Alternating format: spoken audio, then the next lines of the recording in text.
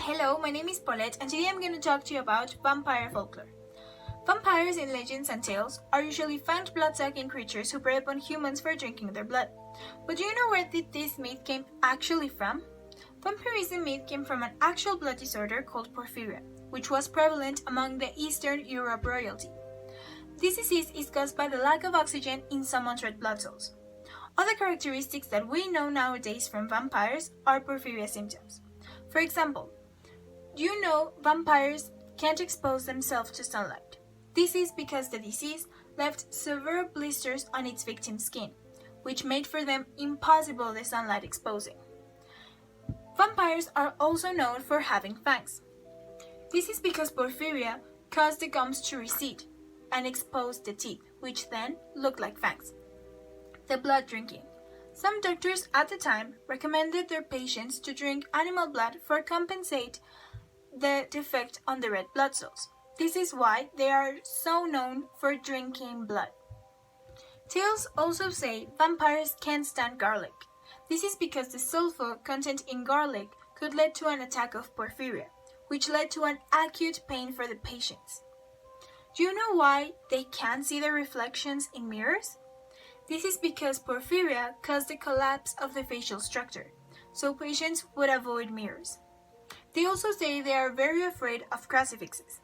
This is because at the Spanish Inquisition, 600 vampires were reported burned at the stake, so patients would have a good reason to fear the Christian faith and all of its symbols.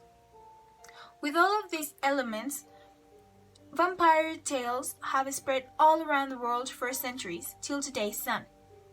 Nowadays, there are people who call themselves vampires and have some feeding rituals which include drinking blood of willing donors in private. But what do you think of all of this? Do you think Stoker knew about the existence of porphyria while he was writing Dracula?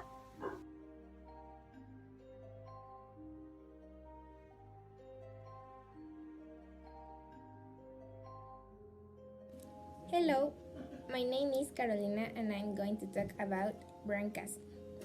Bran Castle is located in Romania, Transylvania, and it's a medieval castle built in the mountains.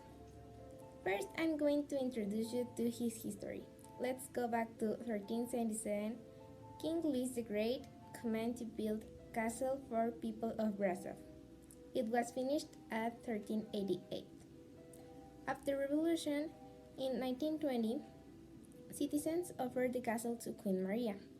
Unfortunately, she died in 1930 and it was inherited to Princess Elena.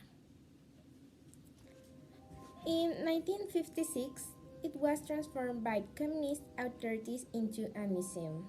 And finally, it was returned in 2006 to the royal family. But you may be wondering how it's related to Dracula. Well, the Russian prince Vlad Tepes lived on the castle. Other point is that Bram Stoker based Dracula's castle in Bran Castle even though he hasn't visited Bran. And also there is a belief in villages of Bran about the existence of evil spirits. The castle had a wheel that nowadays is an elevator, where you can find an horizontal gallery. If you visit Romania, don't forget to visit Bran Castle and buy some souvenirs at its shop.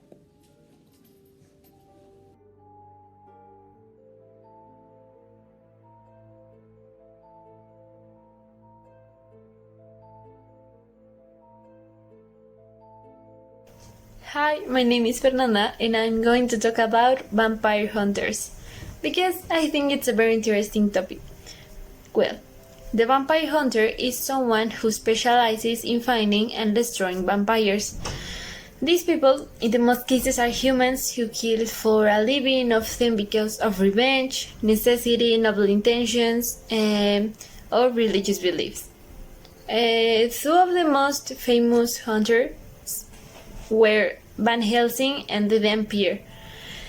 Van Helsing is best known for many adaptations as a vampire hunter and the archenemy of Count Dracula. He's a doctor, a professor, and a vampire hunter. The Vampire, was believed to be the physical son of a vampire, and he was believed to have peculiar powers in seeing the often visible vampire and destroy it. In fiction, the vampire hunters are often armed with an eclectic mix of items and weapons which are designed to take the maximum advantage of the monster's traditional weaknesses. In the horror novel Dracula, Van Helsing used special equipment such as silver crucifix, holy water, garlic blossom, skeleton keys, and the branch of a wild rose. And I think that's it for my little presentation. I hope you like it. Goodbye and thank you for listening.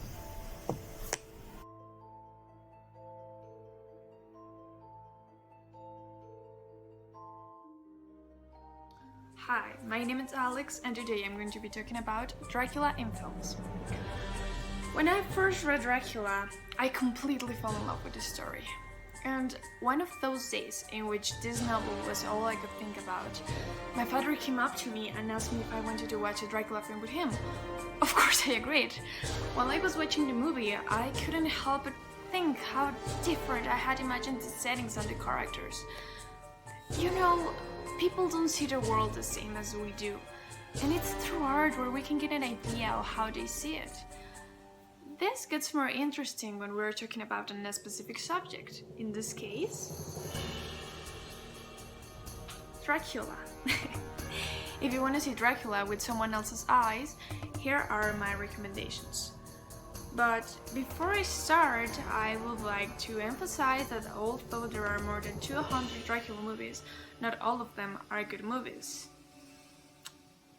I wouldn't even say there are more than 10 good Dracula movies. But anyways, Dracula in Istanbul, 1953. Count Dracula, 1977. Horror of Dracula, starring Christopher Lee as the most seductive Count Dracula of all. Dracula, 1931, starring Bela Lugosi as some would say the best Dracula ever played. Nosferatu the Vampire, 1979. Bram Stoker's Dracula, directed by Francis Ford Coppola and starring Gary Oldman. Nosferatu, 1922. This was the first movie inspired by the novel. Have you seen any of these movies? If you have, which one is your favorite? If you haven't, which one would you like to see first? My favorite one is Bram Stoker's Dracula, but that's just my opinion. I hope you enjoyed the presentation and it has inspired you to see more movies of our Vampire King. See ya!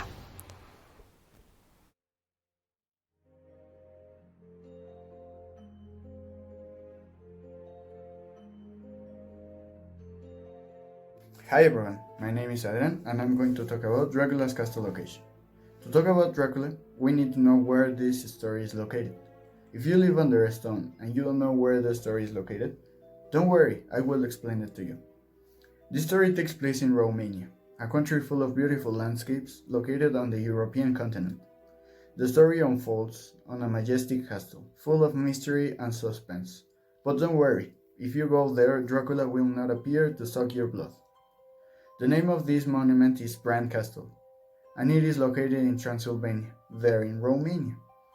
There is no exact date in which we are told in which year this castle was built, but to give us an idea, the castle was built on a site of a fortress from the time of the Teutonic Knights in 1212, and it was documented for the first time in an act issued by Louis I of Hungary in 1377.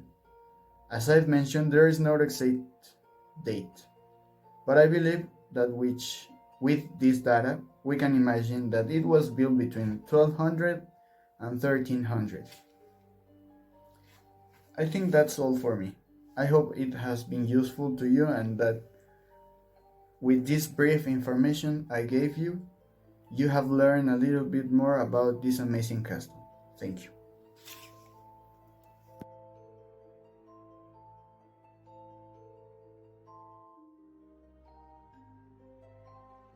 The real Dracula. Today I will talk about Count Dracula, but not the vampire that everybody knows. I will talk about the real Dracula, formerly known as Vlad Tepes III, also Vlad the Impaler. If this is the real Dracula, from where did the name Dracula come from? Well, this name was known in different ways, such as Dracula, Dracuglia, or Dracula in the 15th century, and he even signed his two letters as Dragulia or Draculia in the late 1470s. Now, the origin of the name comes from the origins in the sobriquet of his father, Vlad Dracul, Vlad the Dragon in medieval Romanian. He received this name after he became an official member of the Order of the Dragon, which was a monarchical chivalric order for selected higher nobility and monarchs. And what about the impaler part? You see, this name was because what he did, and also his father, was that at conflicts and wars, when they won, they would put the bodies of their dead enemies, or barely dead, on big sticks of wood, like big stakes. In other words, they would impale their bodies and leave them at the fields that they attended to fight. They would leave hundreds of places like that, and it must have been horrifying. And what's his connection with vampires and such? Well, going a little backwards with the impaled bodies, Vlad Tepes and mostly his father had really nasty desires with blood. That's why they impaled their enemies, because of their bloodthirst at battle. The way that Vlad Dracula became slowly famous and more a mythological creature by the time, it was simply because of different writers and poets from different places and centuries who got inspired and wrote tons of stories and such, and therefore brought origin to the famous Count Dracula.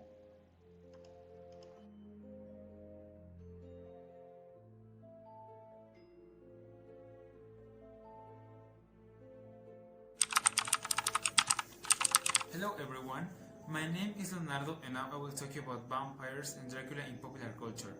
So, how do you met Dracula? Probably in a movie, cartoon, game, or just by talking with friends about him.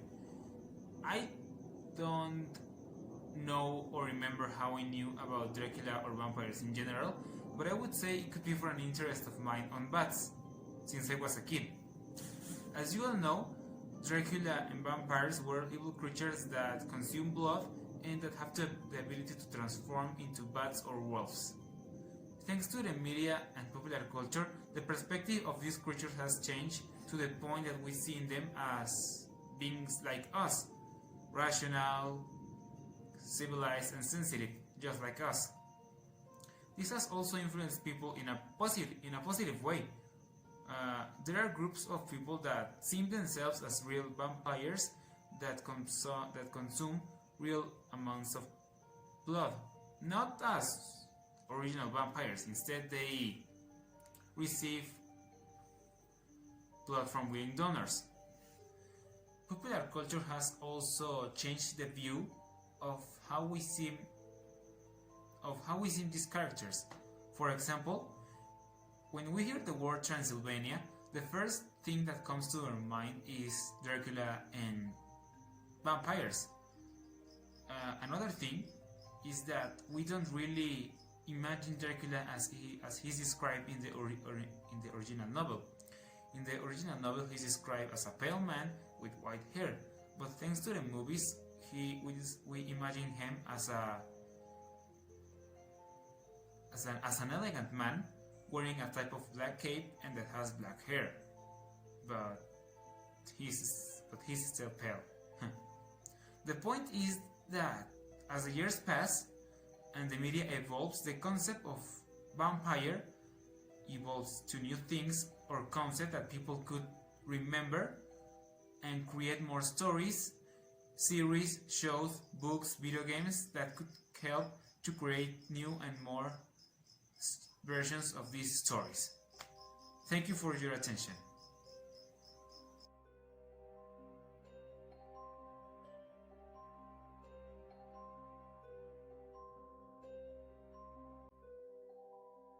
What's up? My name is Bernie and I want to tell you some myths and characteristics about vampires. Vampire, in popular legend, is a creature often fanged that preys upon humans, generally by consuming their blood.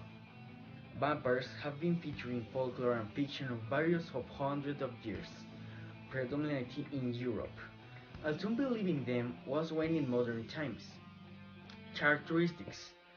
There is a long story of walking corpses and blood-sucking ghouls in folklore. It is difficult to pin down a distinct set of characteristics consistently attributed only to vampires. Central to vampire myth, however, is the consumption of human blood, or other sense such as bodily fluids or physical energy, followed closely by the possession of sharp teeth or fangs with which is to facilitate this task. In most depictions, vampires are undead, that is to say, having been somehow revived after death, and many are said to rise nightly from their graves or coffins, often necessarily containing their native soil. Vampires are typically said to be of pale of skin arranged in appearance from grotesque to preternaturally beautiful, depending on the tale, obviously.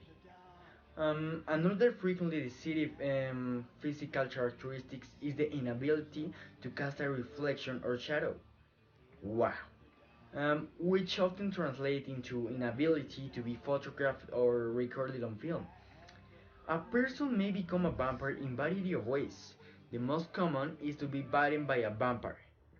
Other methods include sorcery, committing suicide, contagion, or having a cat jump over a person's corpse. I don't know. Some people believe that babies born with either Christmas between Christmas and Epiphany were dispersed to becoming vampires. While vampires usually do not die of disease, the most popular of those includes a wooden stake through the heart, fire, decapitation, and exposure to sunlight. Vampires are often depicted as being replaced by garlic, running water, or Christian implements such as crucifixes and holy water. In some stories, vampires may enter a home if only if they have been invited, and in order they may be distracted by scattering of objects such as seed grains that they are complete or to count, thereby enabling potential victims to escape. Now, how did the legend of vampires originated? Well, creatures with vampiric characteristics have been appeared at least as far as back ancient Greece, where stories well told of creatures that attack people in their sleep and drink their body fluids. Tales of walking corpses that drank the blood of the living spread plague and flourish in the medieval Europe. Why we can't see vampire in mirrors? I did a little bit of investigation or research into why vampires were invisible in mirrors.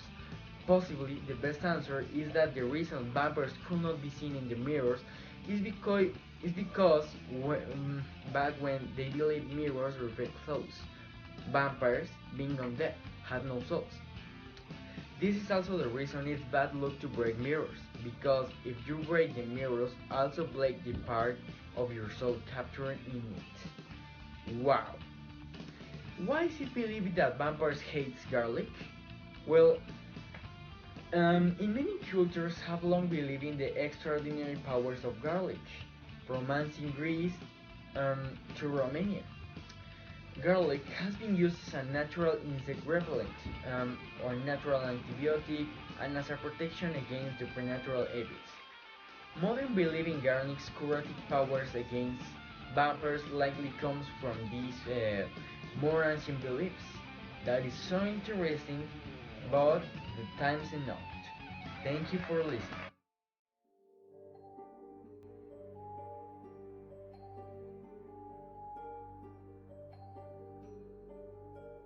My name is Santiago and I'm going to talk about Dracula the Origin. Dracula is the main reference for vampire culture, cinema, theater, television, music, and various cultural manifestations of the Gothic people. Bram Stoker published a novel in 1897 and was very criticized because it was so different from all the other Gothic novels. Dracula was different because it had sexual content, was bloody, and also in that year was so dark it didn't have romanticism. Stoker changed all the figure of vampire concept. That is the concept we have today. That's the reason because it was so criticized. Dracula was the base of the modern vampire and gave the base from the next vampire novels. Some attributes of Dracula are power to generate evil thoughts or banish the good ones from the people. He walks through the fog by instinct and he can see in the dark. Insensitive to music, he cannot be photographed. There are no mirrors in the count house. You never see his reflection in any or no shadow. He never eats or drinks. In my opinion, Dracula is one of the most iconic characters from all the times. I love the new concept we have about vampires. I get impressive with the attributes of Dracula. Thank you.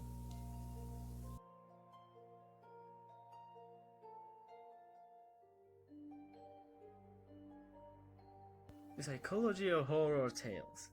Horror stories. These stories have been around since the beginning of humanity itself, always trying to give an explanation to things out of the ordinary, making these myths, legends, or stories of some mysterious monster that we must defeat.